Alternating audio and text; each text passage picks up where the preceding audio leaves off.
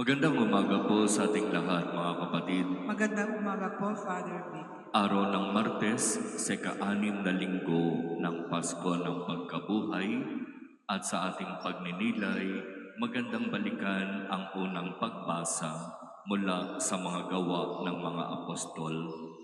Karanasan ni Pablo at Silas na sa harap ng kalungkutan, ng pagkabilanggo, ng pagkatakot, naririyan pa rin ang Diyos.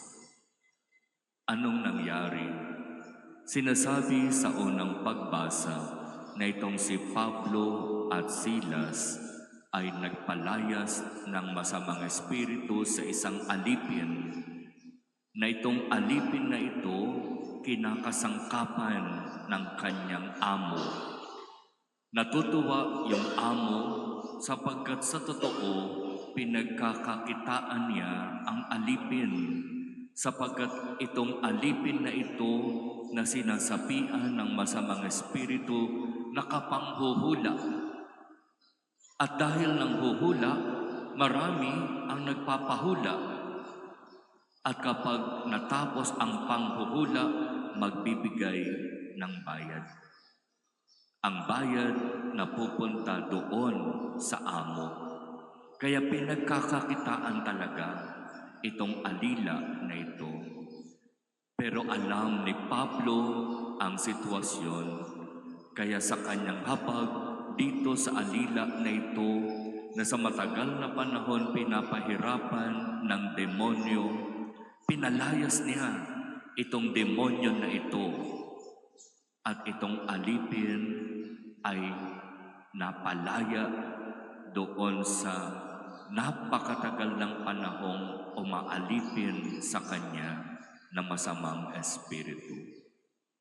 At dahil doon, nagalit ang amo nitong alipin na ito kay Pablo at kay Silas. Nagpabricate sila ng mga kwento na hindi totoo para isumbong itong mga alagad na ito sa mga kinauukulan. At base sa maling kwento, napatunayan na si Pablo at Silas ay nagkasala. Kaya sila'y ibinilanggo. Pero doon sa pagkabilanggo, kailanman hindi nakaramdam ng kalungkutan o ng panghihina o ng kawalang pag-asa itong si Pablo at Silas. At sinasabi ng unang pagbasa, doon sa loob ng bilangguan, sila'y nagpatuloy sa kanilang pananalangin at sa kanilang pag-awit ng mga himno at sa pagpapahayag ng mabuting balita tungkol kay Jesus sa mga bilanggo na nandoroon din sa loob.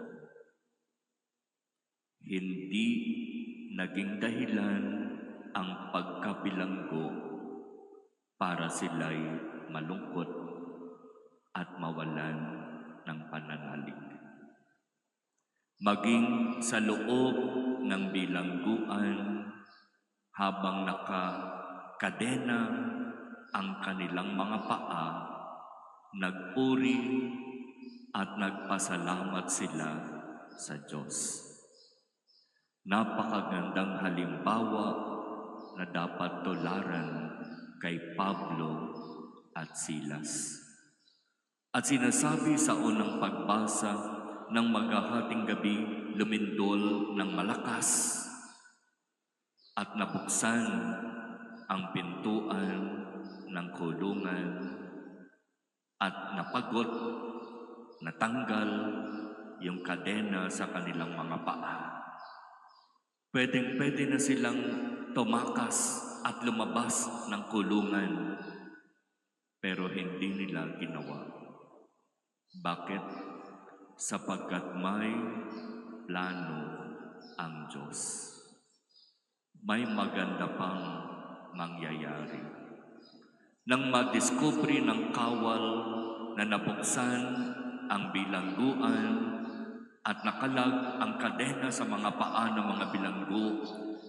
Hinugot niya ang kanyang sibat at itutusok niya ito sa kanyang sarili sapagkat para sa kanya, responsibilidad niya itong mga bilanggo na nakatakas. Pero mula doon sa loob ng bilangguan na madilim, sumigaw si Pablo, "Huwag mong gawin yan! Nandito pa kami lahat. Walang umaalis sa amin dito." At doon sa pagkakataon na yon, hindi makapaniwala yung kawal at nanalig siya sa ipinapangaral ni na Pablo. Ano po ang dapat kong gawin para ako'y maligtas? Sumampalataya ka kay Jesus na Panginoon at Diyos. Kasama ang iyong buong pamilya. At sinasabi sa unang pagbasa, nangyari na itong kawal na ito at ang kanyang buong pamilya ay nagpabinyag.